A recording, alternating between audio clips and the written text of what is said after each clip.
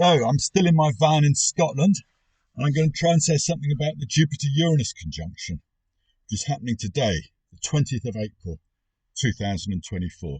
But it's operative for quite some time, probably a year before and after the actual conjunction. And it applies to Jupiter-Uranus generally, and I'll be saying general things about Jupiter and Uranus anyway, so it's not just of the moment what I'm saying.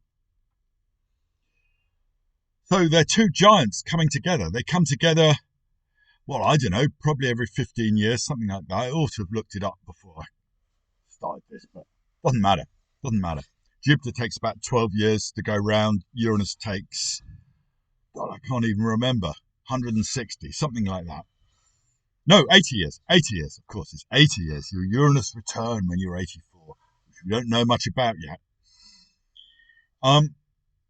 So they're both these Greek gods or titans.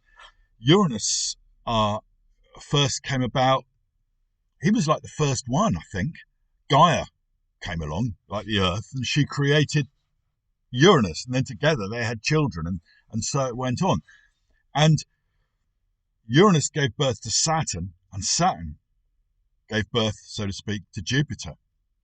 Now, Saturn castrated his father Uranus, because Uranus was keeping all his children hidden in the earth. He didn't like the look of a lot of them, and Gaia wasn't very happy with that. So she conspired with their son Saturn to castrate this guy, and out of his testicles, which landed on the ocean, Aphrodite, Venus came. So isn't that an interesting story? Anyway, so you've got these two guys in conjunction. So they're walking hand in hand, so to speak, Uranus and his grandson, Jupiter. So here you are, the grandson. You're walking with your grandfather, and your father castrated your grandfather. I mean, what a strange setup. I mean, we diagnose all these things, don't we? You know, we put people in mental hospitals, we call them narcissists, psychopaths, and all the rest of it. But you watch how these gods behave, you know. It's just part of human behavior, it's just part of what humans do. And that's the good thing about the Greek gods. I was told, by the way, that my last video, which I made in the van, the sound wasn't always too good. So I'm maybe shouting a bit. I'm going to try not to. I think it's just a matter of sitting in front of the microphone like I am now.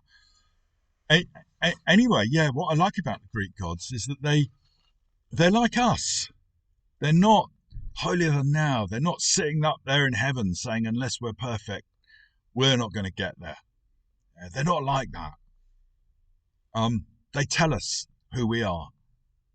It's much more down to earth. And there's lots of stories about them. And Jupiter is stories. And Uranus is creation.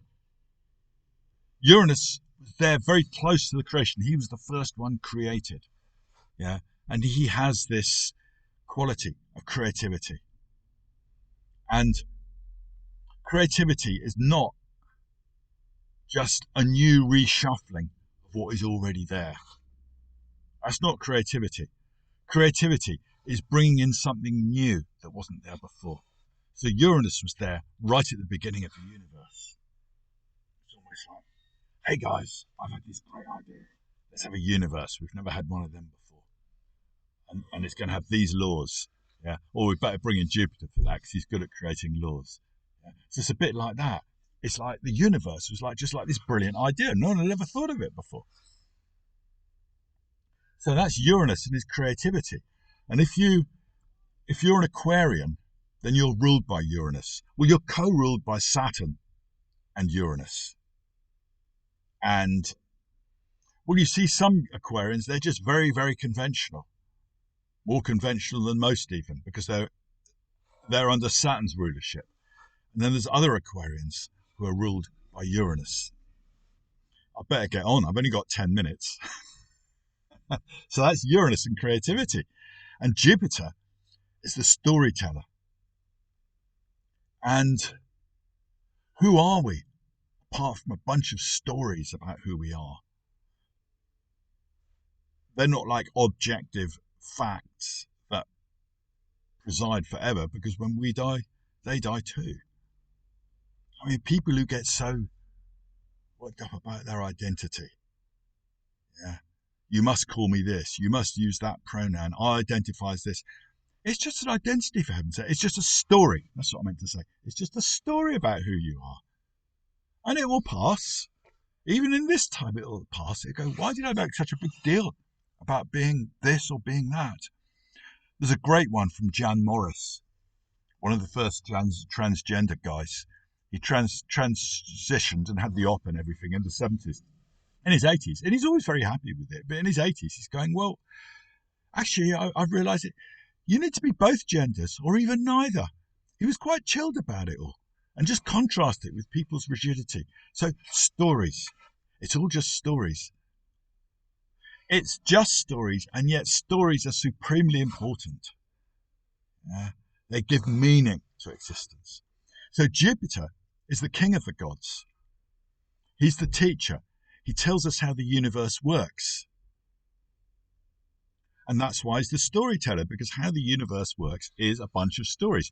This is how it works. You know, you better learn them. Otherwise, you won't know how the universe works. But it is just a story. It's kind of that. So we've got these two coming together, the son and the grandfather, with this dreadful intergenerational, I mean, talk about ancestral wounding and all the rest of it. Yeah. You know, I mean, talk about it, you know. Your father castrated your grandfather. Bloody hell. Yeah. And here you are going out for a walk with him, this eunuch.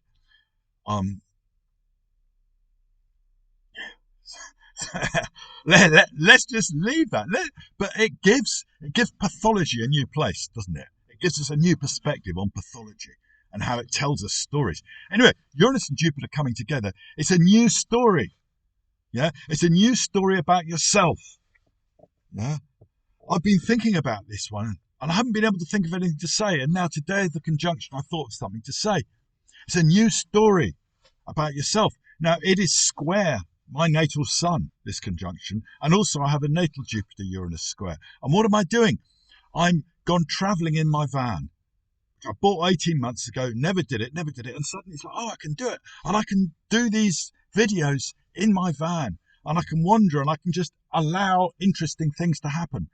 Like yesterday, I met a guy who told me a fascinating story. I was right up by John O'Groats, down on Duncanby Stacks, and he told me this story about Pablo Neruda, the poet, and finding inscriptions in the rock of his poems in Spanish scattered around the place. And he took him a year of detective work to find out who'd done it. What a great story. Yeah? What a Uranus-Jupiter story. So, AI. That's another one. That's expanding big time at the moment. Today, I got ChatGPT to write a story about the Uranus-Jupiter conjunction, rather to write a sonnet about it. And then I put it up on Facebook. If you go to Divinatory Astrology Facebook group, you'll find it up there.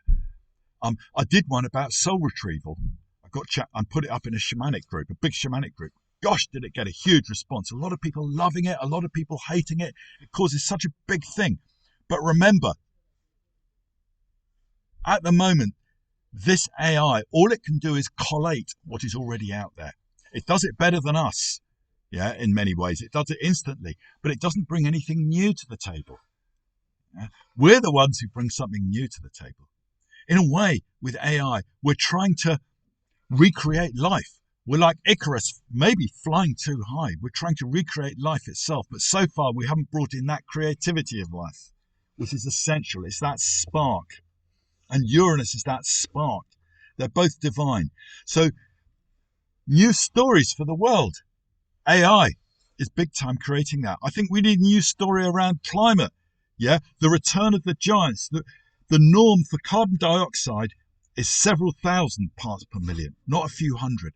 We're recreating that. The giant trees of old, the giant animals. We're recreating the abundance that used to be. There's a new story for you, not this miserable hair shirt destructive one they've got where we're told it's a poison. Anyway, I'm running out of time. See you next time.